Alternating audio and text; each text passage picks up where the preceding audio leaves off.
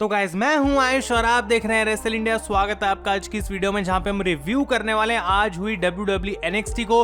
और इसमें हमें मेन इवेंट में NXT चैंपियनशिप का मैच देखने को मिला जहां पे कैरियन क्रॉस अपना टाइटल डिफेंड कर रहे थे अगेंस्ट फिन बैलर। और इसके अलावा भी कई सारी चीजें हुई हैं जो कि हम डिस्कस करेंगे, तो वीडियो को आप एंड तक देखते रहें और लाइक बटन दबाना बिल्कुल भी ना भूलें। गाइस ये शो स्टार्ट होता है एक विमेंस के टैग टीम मैच से जहां पे एम्बर मून और शॉर्टजी ब्लैक हार्ट की टीम लड़ रही थी NXT women's champion Raquel Gonzalez और डकोटा काय की टीम से। और एक काफी बढ़िया ओपनर मैच हमें देखने को मिला, बैक एंड फोर्थ था पूरे समय। और एंडिंग में हमें देखने को मिलता है कि एम्बर मून एक एक्लिप्स लगाती है out of nowhere Raquel Gonzalez को और उसके बाद डकोटा काय को पिन करके अपनी टीम के लिए मैच जीत जाती हैं। लेकिन मैच के बाद क्योंकि राकेल को बहुत खुंदक आ रही थी कि वो हार चुके हैं, तो वो अटैक कर देते हैं यहाँ पे एम्बर मून और शॉर्टजी ब्लैक हार्ट को। तो जबकि मैच तो वो हार गए, उनको मैच के बाद अपना रिवेंज मिल गया। और मैं कहना चाहता हूँ ओपनर वाइज अगर हम बात करें तो ये काफी अच्छा टैग टीम मैच हमें देखने को मिला। इसके बाद गाइस बैकस्टेज टोमासो चांपा और टिमोथी थैचर होते हैं और वो बात करते हैं किस तरीके से last week Grizzled Young Veterans की वजह से वो अपना टैग टीम मैच नहीं जीत पाए। और वो कहते हैं कि हमारा मैच दोनों टीम्स के बीच में 2 बार पहले से हो चुका है, लेकिन अब एक राउंड 3 होगा, एक फाइनल होगा और हमें अपना रिवेंज चाहिए against the grizzled Young veterans. लेकिन शो में कुछ देर बाद GYV का रिस्पॉन्स हमें सुनने को मिलता है और वो यहाँ पे बोलते हैं भाई कि हमारा कोई लेना देना नहीं है टोमासो से या फिर टिमोथी से, हमारा काम जो है उनके साथ खत्म हो चुका है। हम अगले हफ्ते NXT tag team championship match पे ध्यान देंगे कि उसमें कौन जीतेगा और उसके बाद हमारा जो फोकस है वो NXT टैग टीम टाइटल्स के लिए है, क्योंकि हम बिलोंग करते हैं उस जगह पे और हम NXT की डिवीजन को बेस्ट बना सकते हैं। तो वो इंटरेस्टेड नहीं है, लेकिन मुझे लगता है गाइस कि तब भी ये मैच होगा और प्रोबेबली विलियम रीगल इसको जल्द ही सैंक्शन भी कर देंगे। इसके बाद पीट डन का मैच हमें देखने को मिलता है बॉबी फिश के साथ। हम जानते हैं इनकी स्टोरी लाइन्स चल रही है काफी समय से और बॉबी फिश ने अपना रिटर्न ही इस वजह से करा था ताकि वो पीट डन से रिवेंज ले सकें। तो इन दोनों के बीच में मैच हमें काफी बढ़िया देखने को मिला और मैं कहना चाहता हूं कि आज पूरे NXT के शो पे ओवरऑल ही रेसलिंग की क्वालिटी काफी बढ़िया थी गाइस। और यहाँ पे ऐसा नहीं था कि एक बंदा बहुत ज्यादा डोमिनेट कर रहा है, दोनों को अलग अलग पॉइंट पे मोमेंटम मिल रहा था और Bobby fish eight the and इस मैच को हार जाते हैं। तो पीट डन को अभी भी काफी ज्यादा स्ट्रांगली बुक करा जा रहा है और वो इतनी इजीली मैच हारते नहीं है NXT के ऊपर। और मैच के बाद भी ओनी लोरकन और पीट डन मिलकर बॉबी फिश को अटैक कर देते हैं। पहले मुझे लगा शायद काइल ओराइली यहाँ पे उनको बचाने आ सकते हैं, लेकिन फिलहाल गाइस हमें ऐसा कुछ देखने को नहीं मिला। इसके बाद बैकस्टेज होते हैं हिट रो रिकॉर्ड्स यानी कि आइज़ाया स्वर स्कॉट का ये पूरा नया ग्रुप और अपने इस प्रोमो में ये सारे ही NXT चैंपियंस को वार्निंग भेजते हैं, यानी कि cruiserweight North American NXT championship और साथ के साथ NXT टैग टीम टाइटल्स। और ये कहते हैं कि हमारा ग्रुप अब धीरे धीरे डोमिनेट तो करेगा यहाँ पे, लेकिन हम एक एक करके सारे टाइटल्स भी जीत जाएंगे। और इनकी तरफ से गाइस आज हमें एक स्ट्रॉन्ग प्रोमो देखने को मिला और क्लियरली पता लग रहा है कि इस पे NXT काफी अपना दांव लगा रही है और ट्रिपल एच को कहीं ना कहीं शायद लग रहा है कि इस ग्रुप के साथ हम कुछ बड़ा कर सकते हैं। तो इंटरेस्टिंग रहेगा देखना आखिर कब तक इनका ऐसा सीन चलता है। इसके बाद मर्सिडीज मार्टिनेज का मैच हमें देखने को मिलता है अगेंस्ट जायडा रेमियर और यहाँ पे गाइस काफी इजीली मार्टिनेज जीत गई। तो एक काइंड ऑफ हम कह सकते हैं कि एक स्क्वॉश मैच था, लेकिन मैच के बाद एकदम से लाइट्स ऑफ हो जाती हैं, फिर रेड लाइट आती है, फिर धुआं आता है और हमें देखने को मिलता है कि मार्टिनेज के हाथ पे चाइनीज सिंबल बना हुआ है जो कि टियान शाह को रिप्रेजेंट करता है, जो कि पहले हम जाया ली और बोआ के हाथ पे भी देख रहे थे।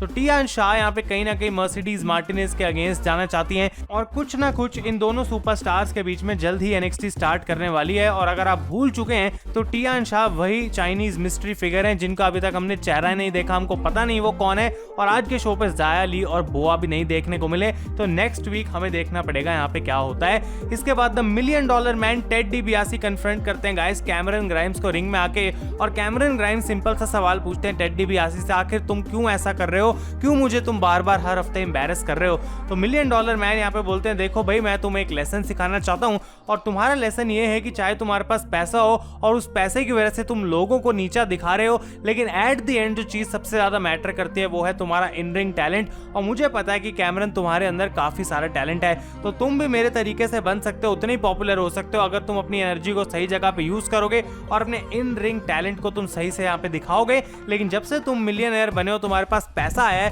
तो तुम उस चीज पे बिल्कुल भी फोकस नहीं कर रहे। तो यहाँ पे बाहर आ जाते हैं LA नाइट और वो यहाँ पे कहते हैं $1 मिलियन मैन को कि देखो भाई तुम कैमरन ग्राइम्स को क्यों समझा रहे हो, मैं इस $1 मिलियन अपॉर्चुनिटी को लेना चाहता हूँ क्योंकि मेरे में बहुत टैलेंट है और अगर मुझे तुम्हारी गाइडेंस मिल जाएगी तो हम बहुत बढ़िया चीजें अचीव कर सकते हैं। तो कैमरन ग्राइम्स कहते हैं LA नाइट तुम्हारा यहाँ पे कोई काम नहीं है क्योंकि 2 मिलियनेयर्स आपस में बात कर रहे हैं। लेकिन LA नाइट यहाँ पे रिंग में आते हैं, टेड डिबियासी कहते हैं हमको इनकी बात जरूर सुननी चाहिए और एट द एंड गाइस यहाँ पे देखने को मिलता है कि कैमरन ग्राइम्स खुंदक में आ जाते हैं उनको ऐसा लगता है कि एलए नाइट की ज्यादा तारीफ हो रही है जबकि उनकी होनी चाहिए, और इसकी वजह से उनको गुस्सा आता है। वो अटैक करने की कोशिश करते हैं लेकिन एलए नाइट उनको पंच मार के नीचे गिरा देते हैं, और फिर उसके बाद टेड डिबियासी कहते हैं कि देखो भाई तुम कभी सीखने नहीं वाले, और वो वहां से हंस के चले जाते हैं। तो रूमर्स आ रहे थे कि $1 मिलियन चैंपियनशिप एनएक्सटी वापस ला सकते हैं और उसकी पॉसिबिलिटी अभी भी हो सकती है।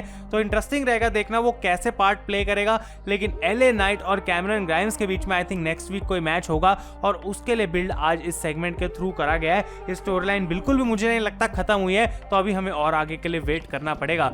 इसके बाद बैकस्टेज होती है इंडी हार्टवेल और वो डेक्स्टर लूमिस को ढूंढ रही है, और फाइनली वो एक कमरे में जाती है। अंधेरा होता है, एकदम से लाइट जलती है और देखने को मिलता है कि दीवार पे सारी ड्राइंग्स बनी हुई है जिनसे क्लियरली पता लगता है कि डेक्स्टर लूमिस हार्ट ब्रोकन है, उनका दिल टूट चुका है। वो सब सुन के जो लास्ट वीक इंडी ने उनके बारे में बोला, और इंडी अब इस बात से बहुत परेशान है क्योंकि उनको पता है उनसे गलती हो गई। तो अब डेक्स्टर को कन्फ्रंट करके वो चीज वो बताना चाहती हैं, लेकिन आज के शो में गाइस उनको डेक्स्टर लूमिस नहीं मिले हैं, तो ये चीज अभी भी आगे कंटिन्यू होगी। इसके बाद हमें फ्रैंकी मोने का इन रिंग डेब्यू देखने को मिला अगेंस्ट कोरा जेड, और मैं कहना चाहता हूं मुझे काफी इंप्रेसिव लगी फ्रैंकी मोने, और ये उनका जस्ट स्टार्ट था, पहला मैच था। तो हम ये नहीं कहेंगे कि भाई एनएक्सटी चैंपियन इनको कल ही बना दो, लेकिन डेफिनेटली वो चीज पॉसिबल हो सकती है, और सारा खेल उसी पे डिपेंड करता है कि आखिर किस तरीके से उनका गिमिक बुक करा जाता है और किन के अगेंस्ट उनको मैचेस दिए जाते हैं। तो आई थिंक कुछ हफ्ते अभी उनको विक्ट्रीज दी जाएंगी और फिर वो अपनी पहली मेन फ्यूड में आ जाएंगी। इसके बाद हमें एक इंपीरियम का वीडियो पैकेज देखने को मिलता है जहां पे वॉल्टर समझा रहे हैं बार्टेल और आइकनर को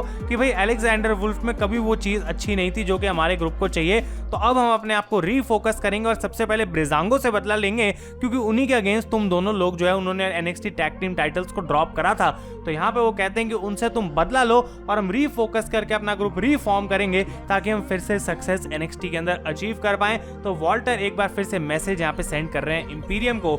इसके बाद रिंग के अंदर आ जाते हैं the new north American champion Bronson read, और वो अपनी स्टोरी शेयर करते हैं किस तरीके से 14 साल उनको लग गए यहाँ तक पहुंचने में, और कभी उन्होंने किसी भी स्टेज पे गिव अप नहीं करा, और वो किसी भी यंग बच्चे को जो कि ऐसी ड्रीम देखता है उसको सेम चीज करने को कहते हैं। और यहाँ पे बाहर आ जाते हैं उनको कन्फ्रंट करने के लिए Santos Escobar along with Legado del Fantasma, और एस्कोबार अपनी इंटेंशन सीधा यहाँ पे क्लियर कर देते हैं कि भाई लास्ट वीक जब मैंने तुम्हारा मैच देखा तो मेरा ध्यान तुम्हारे रेसलिंग स्किल्स पे नहीं गया, मेरा ध्यान तुम्हारी नॉर्थ अमेरिकन चैंपियनशिप के ऊपर गया। और वो कहते हैं ऑब्वियसली नॉर्थ अमेरिका की हम बात करते हैं तो अमेरिका और मेक्सिको काउंट होता है। तो यहाँ पे उनसे पूछा जाता है कनाडा क्यों नहीं, तो वो कनाडा का मजाक उड़ाते हैं। और उसके बाद यहाँ पे गाइस उन्होंने सीधा सीधा बोल दिया है कि मुझे एक अपॉर्चुनिटी चाहिए for the north American title. तो लेगाडो डेल फैंटास्मा यहाँ पे घेर के खड़े हो जाते हैं ब्रॉन्सन रीड को, लेकिन एमएस के आ जाते हैं भागते हुए और उनको अटैक होने से बचा लेते हैं। तो यहाँ पे दो चीजें क्लियर हैं कि नेक्स्ट वीक लेगाडो का मैच तो एमएसके के साथ होगा for the NXT tag team title. लेकिन एक चीज जो कि गाइस मुझे काफी पसंद आ रही है वो ये कि जबकि एनएक्सटी क्रूजरवेट चैंपियनशिप एस्कोबार हार गए हैं, वो इसी वजह से एनएक्सटी ने करा ताकि वो उनको और भी अच्छा पुश दे सकें, और अब नॉर्थ अमेरिकन चैंपियनशिप की फ्यूड में सीधा उनको डाला जा रहा है। तो यहाँ पे ब्रॉन्सन रीड एक काफी बढ़िया फेस है, एस्कोबार बहुत बढ़िया हील है। तो मैं इस फ्यूड के लिए ओवरऑल गाइस काफी ज्यादा एक्साइटेड भी हूँ, और मुझे लगता है कि ये नेक्स्ट वीक से बिल्कुल किक ऑफ करने वाली है। तो इंटरेस्टिंग रहेगा देखने में क्या होता है। और फाइनली शो का मेन इवेंट एनएक्सटी चैंपियनशिप के लिए guys Karrion Kross against Finn Balor, और मैं कहना चाहता हूँ कि ये एक जबरदस्त मैच था, जबकि इसमें 2 कमर्शियल्स थे, लेकिन तब भी ऐसा नहीं लगा कि इस मैच से मैं बोर हो रहा हूँ। और कैरियन क्रॉस फिन बैलर दोनों को ही एक बार फिर से अलग अलग पॉइंट पे मोमेंटम मिल रहा था, और मुझे ऑब्वियसली यहाँ पे पता था कि कैरियन क्रॉस ही जीत जाएंगे एंड में कुछ ना कुछ करके, और बिल्कुल वैसा ही हमें देखने को मिला। लेकिन फिन बैलर की जो परफॉर्मेंस थी भाई वो बहुत ही ज्यादा बढ़िया थी इस मैच में, और काफी ज्यादा क्लोज किकआउट्स भी हमें यहाँ पे देखने को मिले, सबमिशंस देखने को मिले, जहाँ पे अगर कैरियन क्रॉस टैप आउट कर देते तो वो एक बड़ी शॉकिंग मोमेंट बन सकती थी। लेकिन at the end Karrion Kross ने पास आउट करा दिया फिन बैलर को, और अपने एनएक्सटी चैंपियनशिप को गाइस उन्होंने कर लिया रिटेन। तो अब नेक्स्ट वीक के लिए ऑलरेडी नए नंबर 1 कंटेंडर का एक ट्रिपल थ्रेट मैच अनाउंस कर दिया गया है, जहां पे पीट डन, काइल ओराइली और जॉनी गार्गानो आपस में लड़ेंगे। और फिन बैलर की हम बात करें तो अब उनके साथ क्या होने वाला है गाइस, तो मुझे नहीं लगता कि अब उनके लिए कुछ भी बचा है एनएक्सटी में करने को। ऑलरेडी वो 2 बार हार चुके हैं अब कैरियन क्रॉस से, और आई डोंट थिंक कि और किसी भी टाइटल के लिए एनएक्सटी पे फिन बैलर को बुक करा जाएगा। तो भाई सबसे बढ़िया चीज यही रहेगी कि बैलर को अब वापस मेन रोस्टर पे भेज दिया जाए। क्या ऐसा होगा या फिर नहीं होगा वो देखना तो अभी बाकी है, लेकिन गाइस मुझे लगता है कि फिन बैलर के लिए बेस्ट ये रहेगा अगर उनको मंडे नाइट रॉ या स्मैकडाउन पे अब डाल दिया जाए। तो ये था आपका एनएक्सटी का शो गाइस, आपको कैसा लगा आप मुझे कमेंट्स में बता सकते हैं। और डेफिनेटली गाइस अगर आपको ये वीडियो पसंद आई इसे लाइक करें। Thank you so much for watching. मैं हूं आयुष और आप देख रहे हैं रेसल इंडिया।